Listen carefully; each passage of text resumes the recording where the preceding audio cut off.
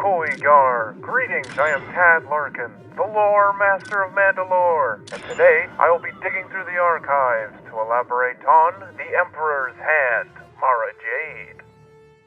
Mara Jade was born around 17 years before the Battle of Yavin 4, with no official records of who her parents were. This is in part because none other than Emperor Palpatine himself took Mara from her parents when she was just a young child, recognizing her acuity to the Force.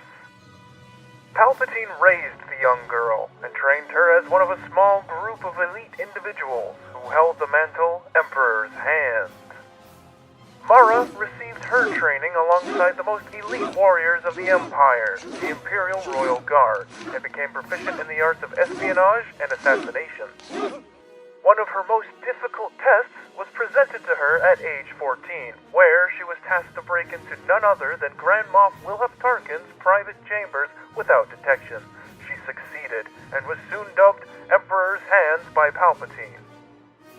Each individual who held the title believed themselves the one and only Emperor's Hand, when there were, unbeknownst to them, multiple. However, Mara was special. She, Palpatine had recognized, was the most gifted and most Force-attuned individual ever to serve as one of his hands, and as she grew older and more adept, her missions would become more challenging. Upon receiving the title Emperor's Hand, Mara was provided her own ship, in which to use as her mobile base of operations, as well as her own protocol droid, K-3. Due to her strong Force bond with Palpatine, Mara could hear her Emperor's voice from anywhere in the galaxy, doing as he commanded. One such command of his was for her to track down a dangerous Jedi who had survived Order 66, Anya Kuro, who was simply known as the Dark Woman.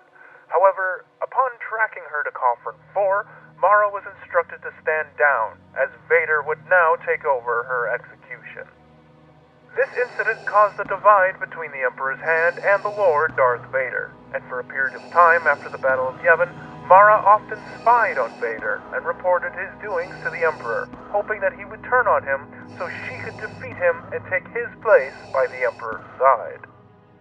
The feelings seemed mutual on Vader's end as well, seeing that he began to train his own secret apprentice around a year after Palpatine took Mara under his wing. All animosity aside, Mara was still the Emperor's Hand and was tasked to work for Vader at times. Shortly after the destruction of the first Death Star at the Battle of Yavin 4, Mara spent most of her time dedicated to eliminating the rampant corruption within the Imperial Court, investigating Moff Glovestoke, which eventually led her to Governor Chayord of the Shelsa sector. With help from an unlikely source, the Hand of Judgment, a group of 5 Imperial stormtroopers who deserted their army and went vigilante, Mara Jade uncovered Governor Chayord's plot to secede from the Empire, and after a fierce battle in the city streets of Shelkanwa, Chayord was captured and brought to Imperial Center to stand trial for treason.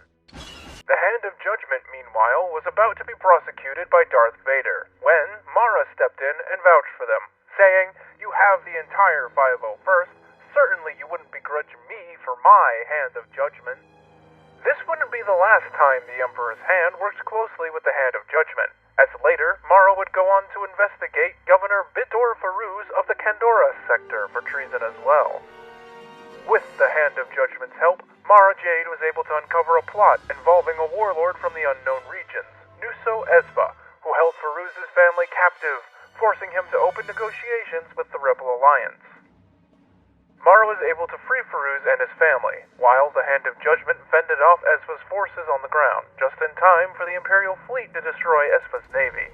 Needless to say, Faruz was acquitted of the charges due to his imposition as well as a little mercy on Mara's part. As years of cracking down on Imperial corruption and stamping out treason became almost routine for Mara Jade, the Emperor soon contacted her with a very special task. She would hunt down and eliminate the young Jedi that destroyed the first Death Star, Luke Skywalker. Infiltrating Jabba Desilligic Tior's palace on Tatooine, Mara disguised herself as one of Jabba's dancers, taking the alias Arika. However, when Jabba moved his party to the sail barge to take Skywalker and Han Solo to the Great Pit of Carkoon for execution, Arika was not one of the dancers permitted to go. Despite her constant pleading to be allowed to go with Jabba on the sail barge, she was instead escorted off the premises, missing what she viewed as her perfect opportunity to neutralize Luke Skywalker. Displeased with Mara, yet confident that Vader could deal with the Skywalker problem, Emperor Palpatine sent her to Smiverin to crush a crime lord seeking to resurrect the Black Sun Syndicate, heading the criminal organization Black Nebula.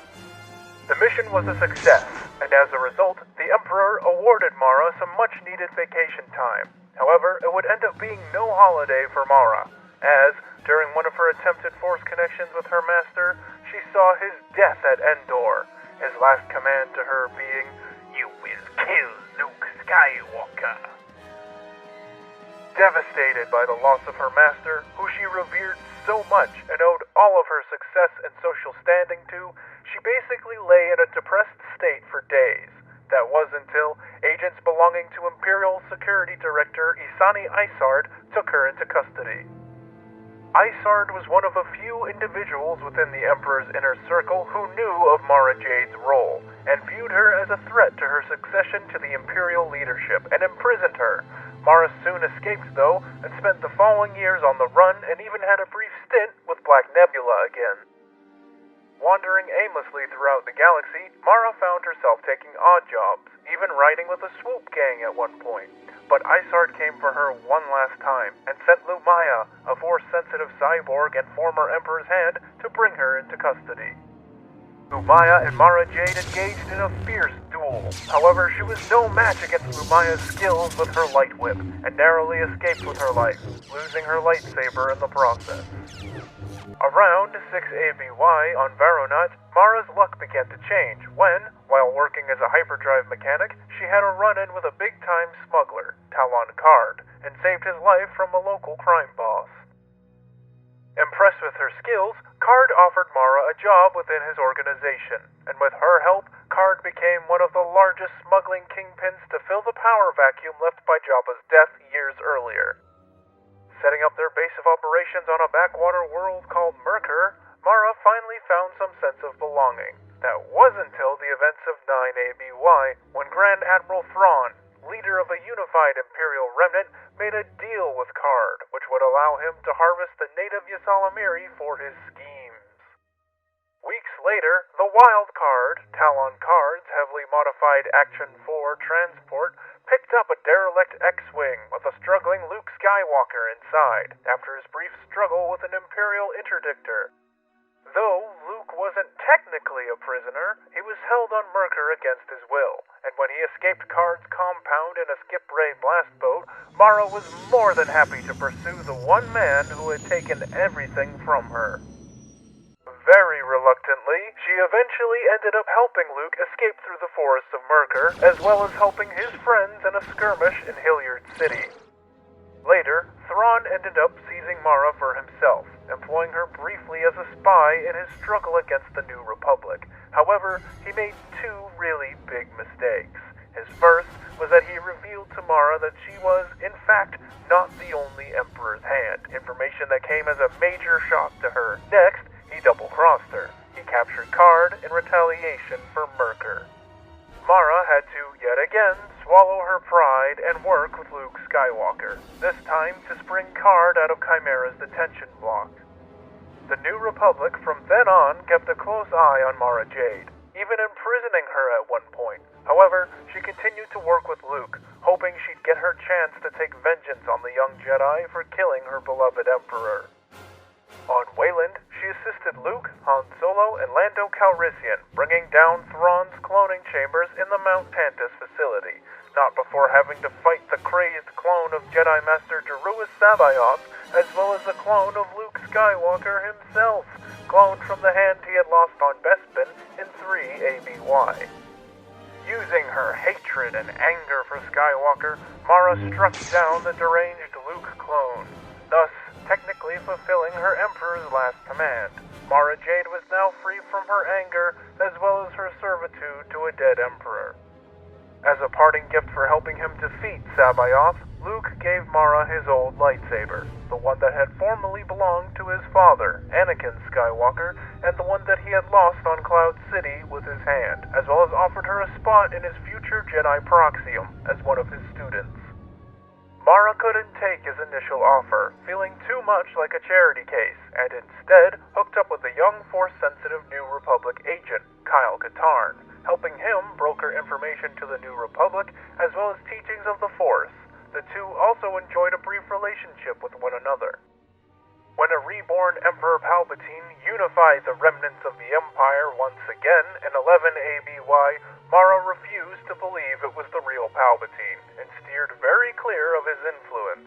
Palpatine had instead chosen Executor Cedrus as his new hand. Mara, on the other hand, continued to aid the New Republic.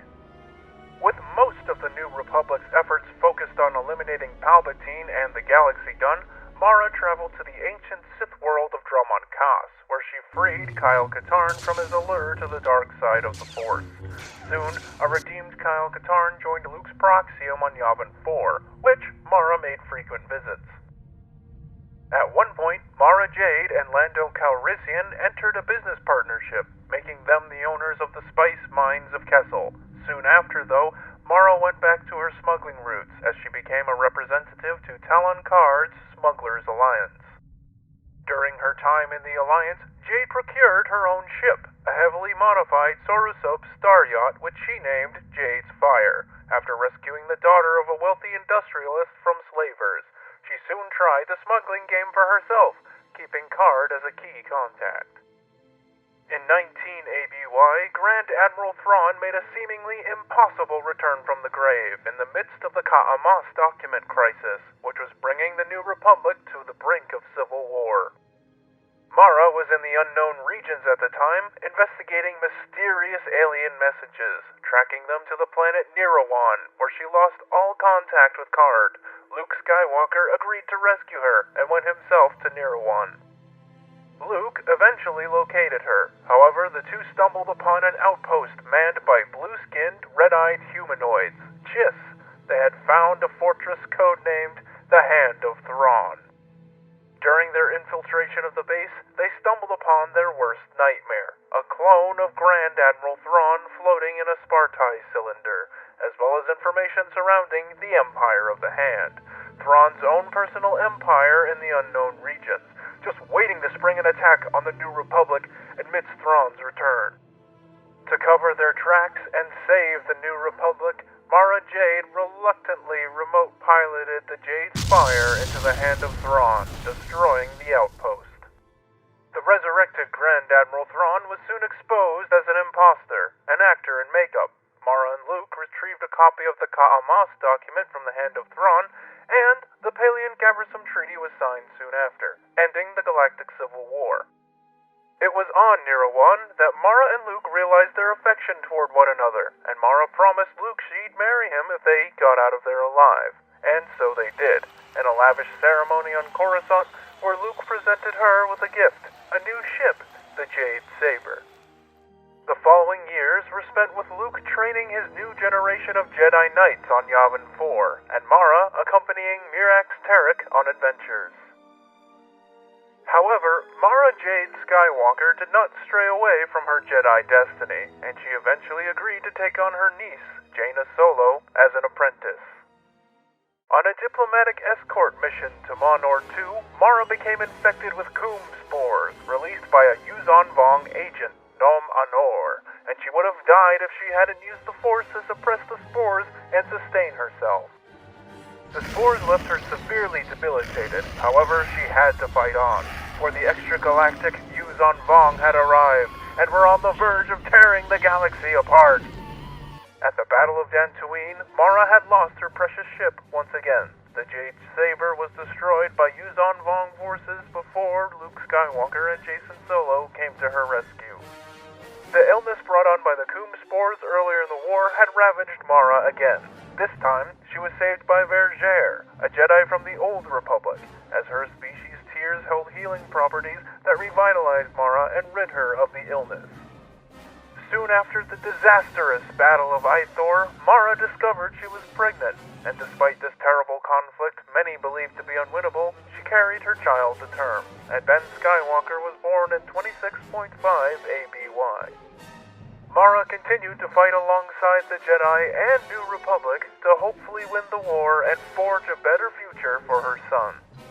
In 29 ABY, the war finally came to an end when the New Republic, reformed as the Galactic Alliance, retook Coruscant. Luke battled Supreme Overlord Chimera to the death, and the Yuuzhan Vong surrendered, exiling themselves to Sonoma Skaycot. The horrors of the Yuuzhan Vong War were finally over, and though the galaxy was devastated and in much need of reconstruction, Mara Jade-Skywalker took solace in the fact that her and Luke could raise their son unthreatened by the Vong. As the Galactic Alliance was busy rebuilding the galaxy, Mara Jade became more involved with Jedi matters, divvying up her time between the new Jedi Temple on Coruscant and the Jedi Academy on Ossus. However, Mara began to notice something strange with the young Ben. He had completely closed himself off to the Force in the wake of his traumatic infancy, and this caused Mara to feel like a failure, both as a parent and as a Jedi. It was at this time, in 35 ABY, that the Killiks, a once-thought-extinct insectoid race, emerged from the unknown regions, and border disputes between the Chiss Ascendancy soon dragged the Galactic Alliance and New Jedi Order into the Dark Nest Crisis and subsequent Swarm War, of which Mara participated in several engagements. As a result of these conflicts, Ben was reopened to the Force by his cousin, Jacen, and Mara allowed Jacen to assume a mentor relationship with his son, one that would soon turn into a master and apprentice relationship later on as Ben grew older.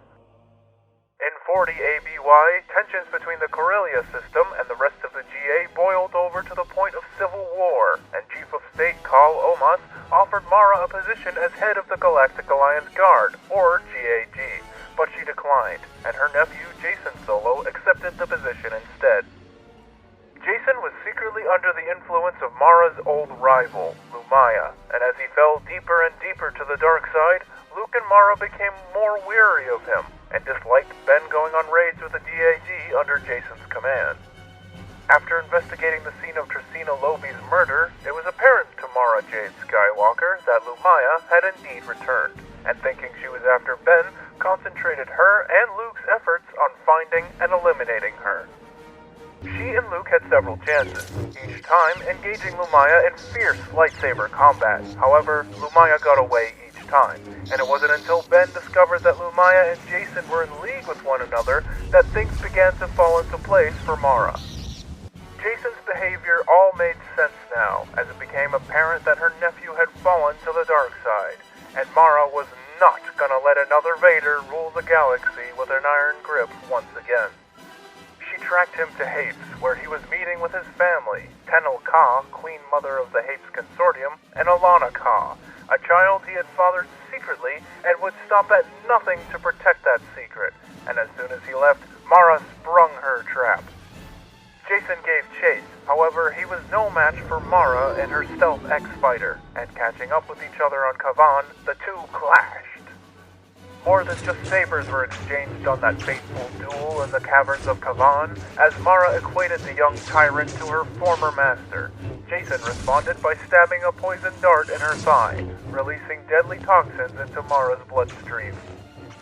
With her last breath, she vowed that he would never destroy the future for her Ben, and so she died, purposely delaying her body becoming one with the Force so that the Jedi could discover her true murderer and stop Jacen. A solemn ceremony was held on Coruscant, and as Jedi Master Saba Sabatine delivered Mara's eulogy, Jacen made an unannounced and inappropriate appearance. Mara's body began to fade as she became one with the Force. Mara's Force Ghost continued to help guide Ben and Luke through their journeys after the Second Galactic Civil War, even appearing to Jade-Skywalker over a century later. Mara Jade-Skywalker left a lasting legacy on the Jedi Order as well as the Skywalker name, showing the new generation of Jedi that it is indeed possible to redeem oneself and live in the light, even after years of serving the dark.